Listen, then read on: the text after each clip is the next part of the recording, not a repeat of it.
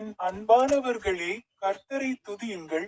நான் அன்னை மெர்சிலினா ஹோரோ. உங்கள் அனைவருக்கும் அன்பான வாழ்த்துக்கள். இன்று மார்ச் 10ஆம் நாள், 2026ஆம் ஆண்டின் 3வது மாதம். தலைப்பு: அச்சமற்ற வாழ்க்கை முதல் குறுகிய பிரார்த்தனை.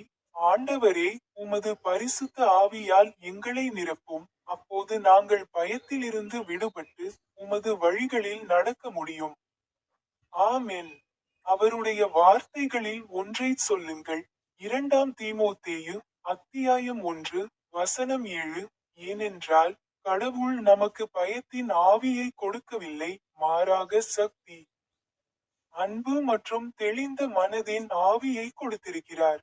பொருள்: கடவுள் நமக்கு பயத்தின் ஆவியை கொடுக்கவில்லை, மாறாக சக்தி, அன்பு மற்றும் தெளிந்த மனதின் ஆவியை கொடுக்கிறார். முடிவு ஜெபம்.